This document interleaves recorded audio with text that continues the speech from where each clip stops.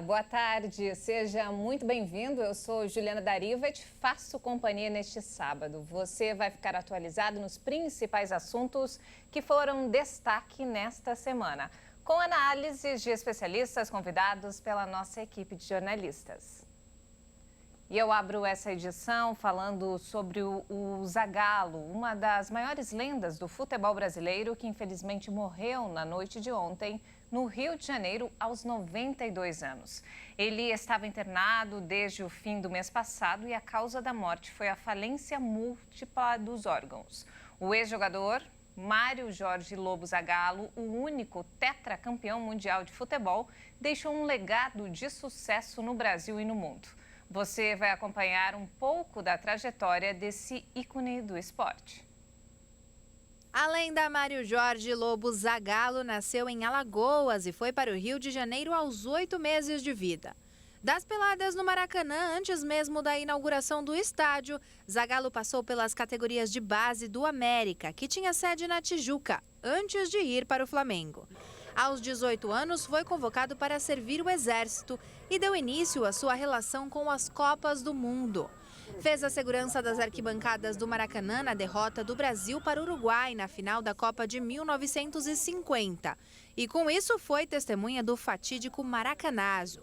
Ao se tornar jogador profissional, atuou como ponta esquerda e foi tricampeão carioca pelo Flamengo de 1953 a 1955. 3 anos depois, conquistou com a seleção brasileira a primeira Copa do Mundo da história do país, com direito a gol na final contra a Suécia. Ele era apelidado de Formiguinha por correr muito e ajudar na marcação do meio-campo, algo raro para os atacantes daquela época. Mais tarde, já como atleta do Botafogo, foi bicampeão mundial com a seleção na Copa de 62. 2 anos depois, Zagallo pendurou as chuteiras e foi aí que a sua história como treinador começou. O velho Lobo foi treinador do Botafogo. Meses antes da Copa de 70, assumiu a seleção no lugar de João Saldanha. Nessa época, teve o privilégio de comandar o rei do futebol, Pelé, além de Tostão, Gerson e Rivelino. O final não poderia ser outro. O Brasil foi tricampeão mundial com a seleção que, para muitos, foi a melhor de todos os tempos. 24 anos depois, em 94, veio o tetracampeonato. Dessa vez, como coordenador técnico de Carlos Alberto Parreira. Como técnico da seleção, chegou à final da Copa de 1998, mas a equipe foi derrotada pela França de Zidane. Mas foi um ano antes que Zagallo disparou uma das frases mais marcantes do esporte. Ao vencer a Copa América em 97, Zagallo atacou os críticos da seleção brasileira e disse para todos: "Vocês vão ter que me engolir." Vocês vão ter que me engolir! O velho Lobo era apegado aos números, principalmente ao 13. Brasil campeão tem 13 letras, a mesma quantidade que Zagallo eterno, que continuará para sempre nos corações do povo brasileiro.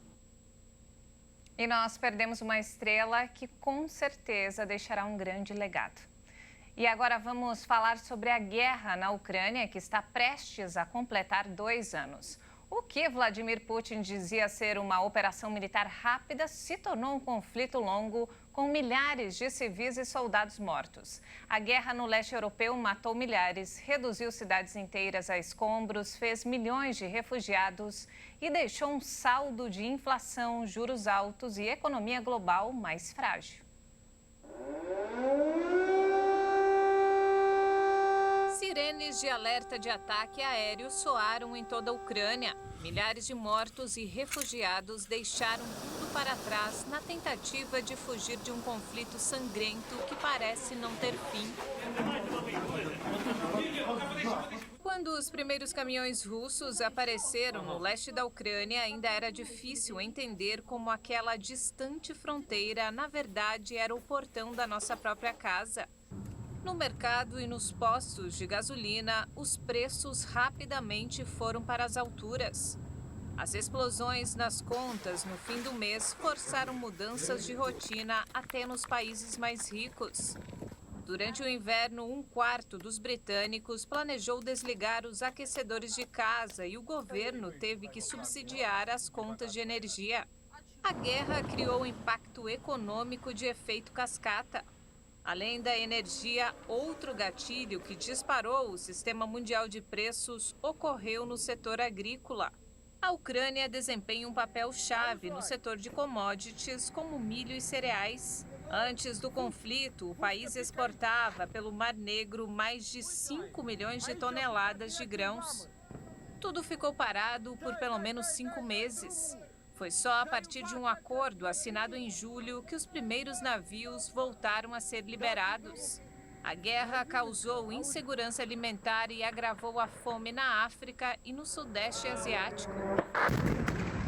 Países que dependiam de doações de programas da ONU, que também dependiam da produção agrícola russa e ucraniana. Uma das principais heranças da guerra é comércios fechados, crise e inflação que pressiona a política fiscal ao redor do mundo. Outro setor impactado no Brasil foi o agronegócio, que até então importava da Rússia cerca de 25% dos adubos e fertilizantes. Especialistas acreditam que a guerra pode ainda provocar novas mudanças macroeconômicas, à medida que potências como Estados Unidos e China ampliam a participação indireta no conflito. E pesquisadores alertam: mais do que problemas econômicos de curto prazo, uma eventual vitória russa na Ucrânia premiaria a política imperialista de Putin, com sérias consequências para o mundo todo. E como acabamos de ver na reportagem, as guerras podem afetar direta e indiretamente o mundo inteiro. Após dominar noticiários internacionais por quase 2 anos, o conflito na Ucrânia não parece dar sinais de trégua em 2024. Muita gente se pergunta como ficará o cenário nos próximos meses. Será que teremos que conviver com esse conflito por quanto tempo? Para tirar essas e outras dúvidas, vamos conversar com o especialista em relações internacionais, Henrique Zezinski. Henrique, muito boa tarde, muito obrigada pela participação. Henrique, você está me ouvindo? Henrique, boa tarde.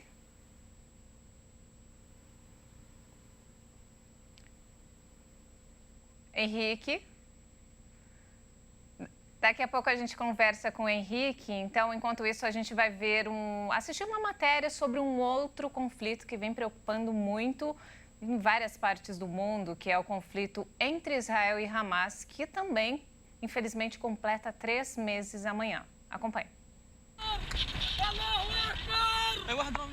No dia 7 de outubro, os combatentes islamitas atravessaram a fronteira por terra, mar e ar a partir da faixa de Gaza. A ação parece ter pegado as forças de defesa de Israel de surpresa, indicando uma falha nos serviços de inteligência do país. Imediatamente, as tropas de Israel buscaram se reerguer e atacar o Hamas.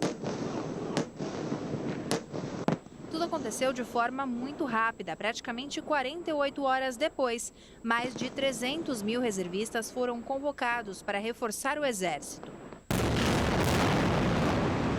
Fugindo da violência que estourou no Oriente Médio com o conflito entre Israel e Hamas, dezenas de brasileiros foram repatriados pelo Itamaraty. Um primeiro grupo de cidadãos vindos de Israel desembarcou em Brasília poucos dias após o início das hostilidades. Na sequência, foi a vez dos que moravam na Cisjordânia. E somente mais de 1 mês depois do começo da guerra, brasileiros e parentes que moravam na faixa de Gaza conseguiram retornar ao país. E nós tivemos um probleminha técnico com a conexão com o nosso especialista em direitos internacionais, Henrique Zezinski. A gente vai continuar com o jornal. Olha só, durante a semana, alguns assuntos foram destaque e ganharam as manchetes no mundo. Vamos ver agora um giro de notícias com os principais destaques internacionais dessa semana.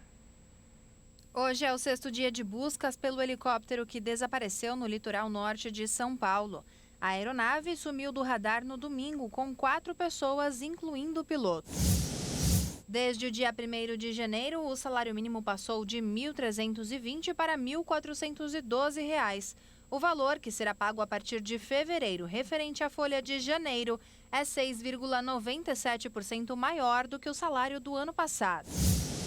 Com o aumento do salário mínimo em 2024, os microempreendedores individuais vão pagar mais na contribuição previdenciária.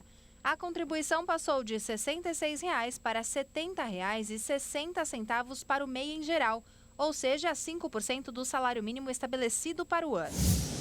Começou nesta sexta-feira o período para a adesão de pessoas físicas e jurídicas ao programa de autorregularização incentivada de tributos da Receita Federal.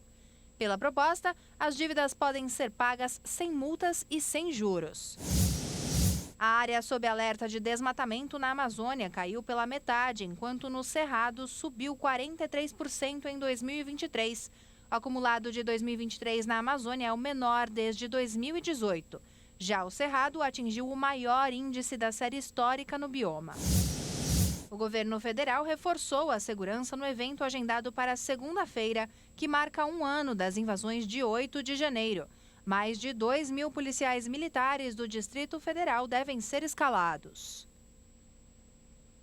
Como vocês viram, vocês acabaram de ver os destaques nacionais. Agora sim, vocês vão acompanhar os destaques internacionais dos últimos dias. Nesta quinta-feira, um jovem abriu fogo em uma escola de ensino médio na cidade de Perry, no estado americano de Iowa. O adolescente estava armado com um revólver e uma espingarda e matou um colega de classe e feriu outras 5 pessoas, a maioria estudantes. Esse é o terceiro incidente do tipo no país, só em 2024. Cerca de 100 pessoas... Nesta quinta-feira, um jovem abriu fogo em uma escola de ensino médio na cidade de Perry, no estado americano de Iowa. O adolescente estava armado com um revólver e uma espingarda e matou um colega de classe e feriu outras 5 pessoas, a maioria estudantes. Esse é o terceiro incidente do tipo no país, só em 2024. Cerca de 100 pessoas morreram e mais de 200 seguem desaparecidas após um terremoto de magnitude 7,5 atingir Tóquio, no Japão. O governo confirma que as operações de busca e resgate continuam, mas são dificultadas pela forte chuva no local. Um avião da Japan Airlines com 379 pessoas a bordo pegou fogo após colidir com uma aeronave da Guarda Costeira ao pousar no aeroporto de Haneda, em Tóquio, no Japão. Todos os passageiros e tripulantes do avião comercial foram retirados em segurança, mas 5 dos 6 tripulantes do avião da Guarda Costeira morreram.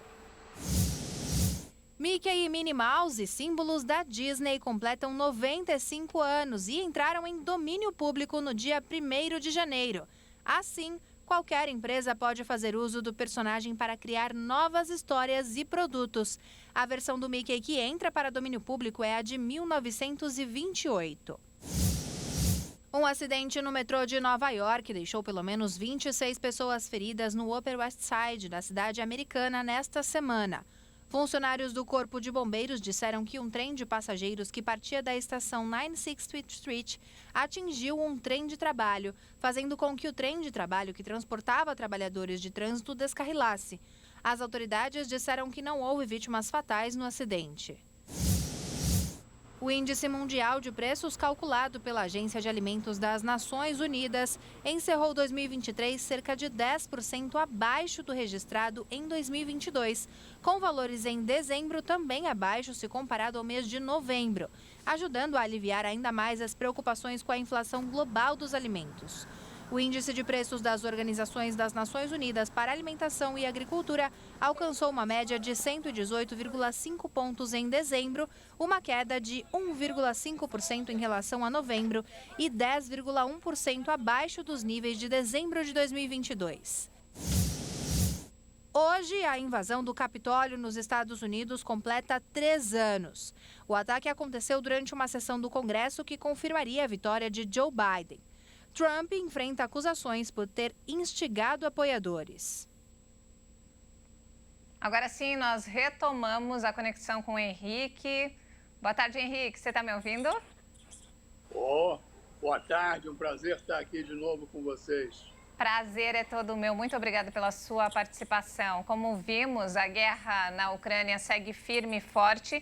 Nenhum dos lados parece disposto a ceder. E o que você acredita que deve acontecer nos próximos meses? O conflito evoluirá de forma diferente? Olha, é muito difícil essa previsão, porque a Rússia não vai desistir facilmente dessa guerra. Isso é uma questão, vamos dizer, geopolítica para a Rússia, da maior importância. E ela já mostrou que realmente vai continuar. O que eu acho mais provável acontecer é que haja um acordo. Eu acho que a Rússia vai ficar com um pedaço da Ucrânia. Não acredito que haja condições dela recuar dessas posições e acho que vai acabar havendo um acordo, até porque não interessa a ninguém o prolongamento por muito mais tempo dessa guerra. É lamentável, é uma atitude muito agressiva da Rússia, mas eu acredito que não vai ser possível um recuo da Rússia nesse momento. Que a capacidade da Ucrânia de enfrentar a Rússia no início da invasão surpreendeu a muitos e se tornou uma das razões para que seus aliados internacionais fornecessem mais armas ao país. Isso irá mudar neste ano, já que 2 pacotes de ajuda estão suspensos? É verdade. Eu acredito que a tentativa dos Estados Unidos é de reduzir e procurar numa realpolitik, tentar fazer um acordo com a Rússia. Esse conflito não interessa a ninguém e é um conflito que pode realmente escalar. E a Ucrânia, que é um celeiro do mundo, está realmente sofrendo muito, não só com a guerra, como com a situação econômica das exportações ucranianas, enfim, da economia ucraniana como um todo. Então, eu acredito que, olhando para a história da Rússia, eu acredito que algum tipo de acordo com permanência da Rússia em alguns territórios ucranianos vai ocorrer a curto prazo. Henrique, falando sobre outro conflito, porque nós entramos, infelizmente, em mais um ano com 2 guerras aí em andamento, entre Israel e Hamas, chegou num momento muito crítico. O exército de Israel vem avançando por várias partes de Gaza e, nos últimos dias, intensificou os bombardeios no norte após a morte do vice-líder do Hamas. A guerra pode estar chegando perto do fim? Eu acredito que não. Eu acredito que esse é um conflito que vai demorar ainda muito tempo. O Hamas ganhou em todas as frentes. Se você analisar, o Hamas paralisou a economia israelense, o Hamas fez aflorar o antissemitismo no mundo, Israel matou civis palestinos e era um dos objetivos do Hamas. Infelizmente era. Acho que o Hamas ganhou a guerra na mídia, ganhou os jovens no mundo inteiro. E eu acredito que a única reversão possível nesse cenário a favor de Israel é Israel conseguir desalojar o Hamas de Gaza. Não que vai acabar com o Hamas, mas eu acho que é possível ainda desalojar o Hamas de Gaza e com uma aliança entre Israel e países árabes moderados, restabelecer o poder da autoridade palestina em Gaza, convocar eleições e realmente criar um Estado palestino. É impossível qualquer tipo de solução, na minha visão, sem a criação de um Estado palestino e, consequentemente, com a mudança do governo de Israel para um governo de centro.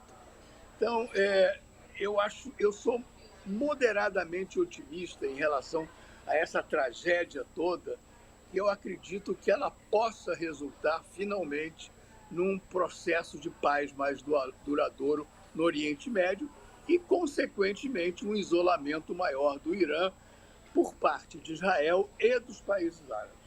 E com o avanço da guerra, o presidente dos Estados Unidos, Joe Biden, disse que já se posicionou a favor de Israel e afirmou que o país está começando a perder apoio mundial devido a seus bombardeios indiscriminados contra Gaza.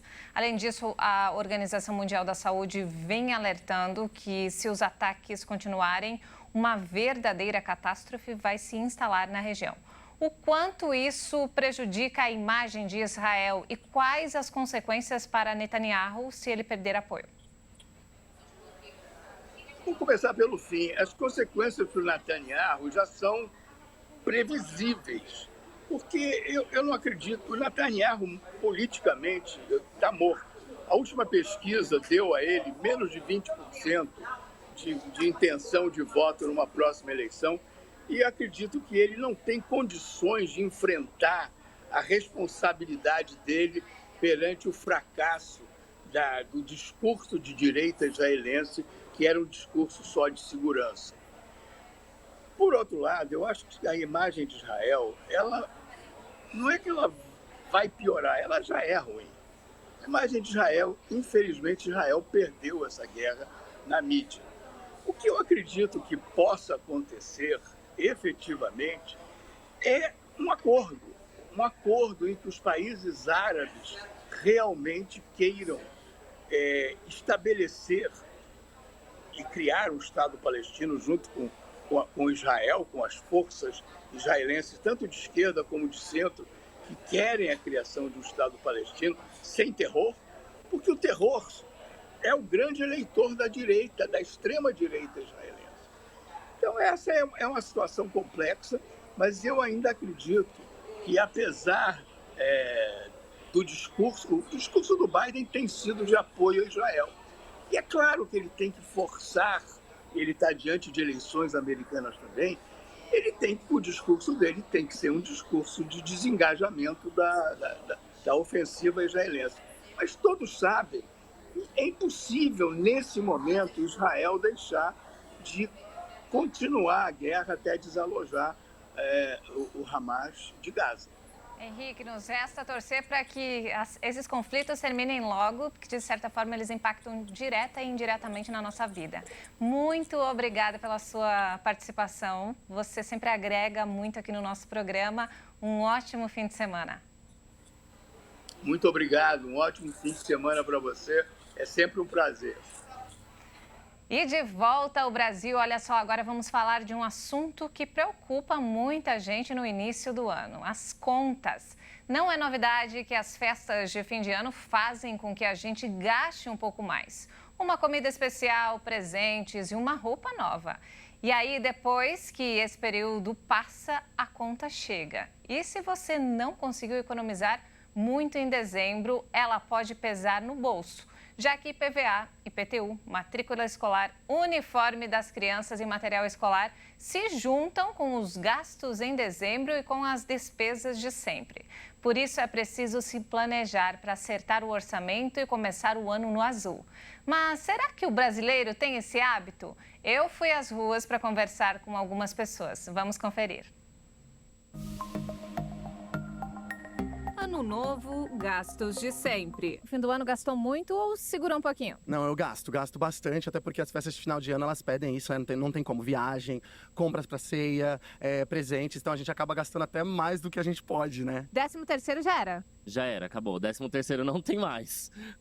Não tem mais, gastei bastante, mas ainda bem que deu pra se organizar. E para complicar ainda mais, agora vem as despesas extras de início do ano. IPVA, IPTU, material escolar, fora as contas de sempre.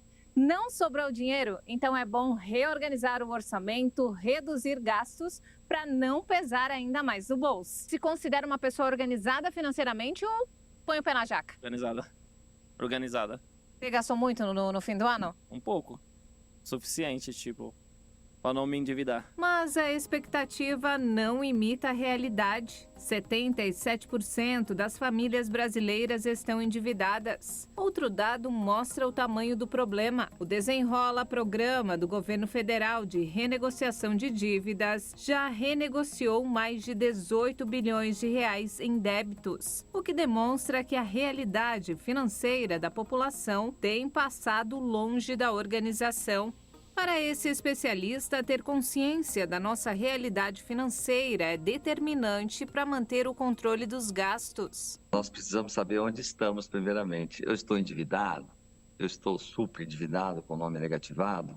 Eu estou equilibrado? Estou pagando, estou recebendo, estou ganhando, estou pagando tudo, não tenho nenhuma dívida, ou tenho pouquíssimas, ou ainda estou investidor? A minha situação é que vai determinar o meu esforço, mais ou menos, com relação ao controle do meu dinheiro. Hoje, grande parte da população brasileira está numa situação difícil financeiramente. É preciso a gente fazer uma grande faxina, parar tudo, vamos parar todo mundo e vamos ver por que nós estamos gastando mais do que estamos recebendo. Não adianta simplesmente eu pegar dívida e falar, eu vou fazer um acordo, eu vou entrar no Desenrola Brasil, no Limpa Nome. Legal, é paliativo, porque eu sei que quando eu entro lá, eu estou estendendo para até 60 meses essas parcelas. Isso não vai resolver a causa do meu problema. Reinaldo faz um alerta. A opção de pagar à vista as contas extras de início do ano devem ser avaliada com cautela. Dependerá diretamente o pagamento do IPVA, do IPTU, até do material escolar que a gente compra agora para o ano de 2024, no letivo dos nossos filhos. Nós precisamos saber como nós estamos de caixa, como nós estamos de dinheiro. Temos o dinheiro para fazer realmente essa compra? Ou vou parcelar ou não o IPVA, o IPTU? O que é importante nesse momento? Se eu tenho todo esse dinheiro e eu vou usar para comprar à vista e usar o desconto a meu favor, eu preciso ter a certeza que esse dinheiro não fará falta para os próximos meses. Em São Paulo, o desconto para pagamento à vista do IPVA no mês de janeiro é de 3%. O pagamento à vista do IPTU tem descontos que variam entre 3% e 10%, dependendo do município. A diferença nos descontos oferecidos é resultado da situação financeira de cada prefeitura. Uma coisa é certa: se os gastos do início do ano são uma grande dor de cabeça, por outro lado, o sufoco financeiro pode virar um aprendizado para não repetir os erros em 2024. Você se enrolou financeiramente, mas aprendeu, colocou a dor em prática. Aprendi apanhando. A gente aprende com a dor. E hoje você se organiza e sempre tem uma reserva. Isso. Nada de passar mais perrengue financeiro. Não, de jeito nenhum. Perrengue nunca mais. É isso mesmo, perrengue nunca mais, né? E como nós acabamos de ver na reportagem, a maioria dos brasileiros tem dificuldade de administrar a vida financeira. Entender como gerenciar o seu dinheiro tende a evitar esses problemas e pode ajudar, inclusive, nos momentos de crise. Segundo o economista Reinaldo Domingues, esse é um hábito que deve ser aplicado ainda na infância. Acompanhe um trecho da nossa entrevista. A criança tem o hábito de pegar o dinheiro e gastar tudo. Depois ela se torna adulta, jovem, ela vai gastar o primeiro emprego, ela vai gastar tudo. São hábitos que foram construídos ao longo do tempo e isso é impossível de ser corrigido se a gente não mudar o comportamento. A educação financeira é o melhor a ser feito para esse ano de 2024, é olhar para essa escola que nossos filhos estão e ver, tem ou não educação financeira? Se não tem, pode indicar as obras, os programas de educação financeira da metodologia da SOP. Agora, meus filhos já cresceram, quem tem que se educar mesmo são os nossos familiares. Os programas, quando implantados nas escolas, já tem uma parte que é o programa da família. Agora, eu não tenho filhos nas escolas, então eu tenho que pensar que eu tenho que me educar, ou melhor, fazer de novo aquilo que eu nunca fiz. Então, nós não tivemos educação financeira quando crianças, então nós temos que ter como adultos. Vai doer um pouquinho mais? Claro. Imagina, todo mundo quer gastar. O dinheiro foi feito para isso. Eu não acho que nós temos que ser acumuladores de dinheiro também. A educação financeira fala em equilíbrio entre o ser e o ter, mas eu preciso pensar em manter. Como é que eu vou trocar minha renda ativa, meu salário, que hoje eu trabalho, lá no futuro, que eu terei mais idade, eu tenho que trocar para uma renda passiva. Essa renda passiva é uma reserva que eu vou construindo ao longo do tempo. Então, nós temos hoje 8% apenas dos brasileiros que guardam na previdência privada. É muito pouco. E o INSS tem 37 milhões de brasileiros, 37 milhões de brasileiros pelo INSS, aposentados e pensionistas. Só 1% são sustentáveis. Os 99% dependem de parentes, eu tenho que continuar trabalhando. Então, nós precisamos tomar uma decisão. Qual o meu futuro, o futuro dos meus familiares, quanto à minha renda passiva? Eu estou guardando ou não? se eu não comecei a guardar, e aquela pergunta é fatídica, se a partir de hoje eu não mais recebesse. É muito provável que muitas pessoas estão deixando de trabalhar a partir de janeiro e fevereiro. Tivemos um aumento de empregabilidade em novembro, dezembro, em virtude dos finais de ano. Agora volta à realidade de novo. E agora? O que fazer? Por isso, eu sempre clamo aqui, como presidente da Associação Brasileira de Profissionais de Educação Financeira, a BEFIN, a gente está sempre buscando por esse posicionamento novo da sociedade, das famílias. E eu sempre falo que o grande país são as nossas próprias famílias. Não deixe de fazer a lição de casa, né? Principalmente nós adultos com os nossos familiares. É isso mesmo, vamos fazer sempre a lição de casa. E mais um ano teve início e com eles novos horizontes surgem. E aí, já definiu as metas para 2024? Eu já tenho as minhas. Vamos ver se o brasileiro sabe o que quer para o ano novo. Acompanhe. Terminar a faculdade, conseguir trabalhar bem esse ano, essas são as metas comuns. Já escreveu tudo no papel? Escrevi. Já sabe o que você vai fazer para traçar os seus planos? Não, faço a mínima ideia ainda. Só estou pensando em ter saúde e o resto a gente corre atrás, né? Mas você não tem sonho? Você não coloca no papel? Sonho? Ah, tenho o sonho de realizar a casa própria. Você já traçou suas metas para 2024? Infelizmente não. Você não coloca no papel os seus sonhos? Não, você pode não acreditar, não coloco, deixa a coisa fluir naturalmente. Mas você não tem sonhos? Alguma coisa que você queira muito realizar? Que meu comércio vá bem. Se ele indo bem, eu vou bem e todos vão bem. Ai, minhas metas? Eu quero passar de ano. Eu quero tirar 10 em tudo esse ano. Eu vou fazer uma aposta, né? Fazer uma aposta comigo mesma pra me conseguir, né? Atingir mais, estudar mais. Tão novinha e já sabe o que quer. Essa vai longe, parabéns. É fato que todo mundo programa novas metas, tenta criar novos hábitos e mudar aquilo que incomoda. Todo dia é um bom dia para recomeçar, mas a esperança que um novo ano traz faz com que as metas a serem conquistadas tenham um gostinho diferente. E para falar sobre isso, nós vamos conversar com a Daniela Bertoldo, que é especialista em desenvolvimento humano e liderança. Daniela, boa tarde, seja muito bem-vinda. E quais as maiores dificuldades das pessoas em estabelecer e realizar metas?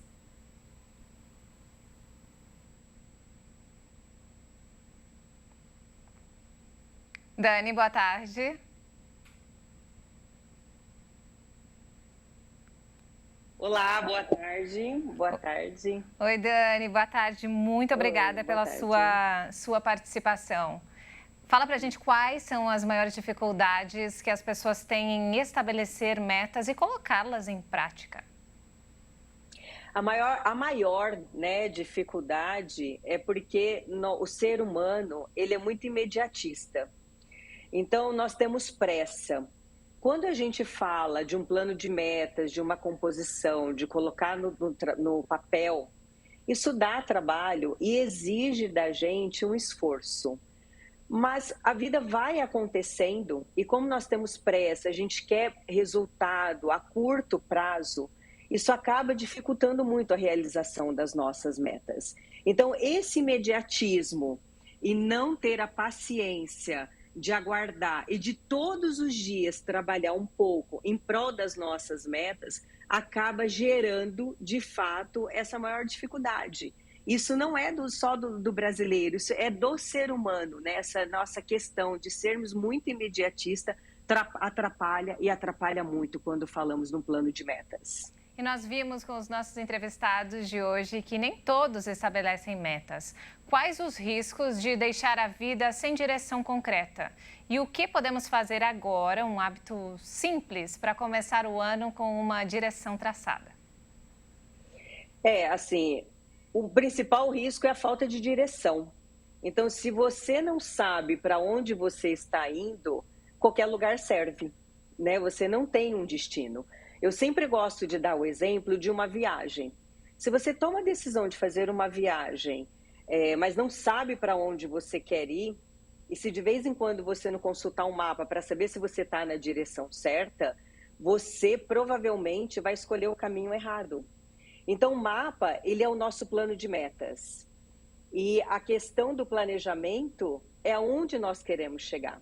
E a chance de outras pessoas tomarem a decisão pela gente, quando a gente não tem esse plano de metas e não sabemos para onde queremos seguir, é muito grande.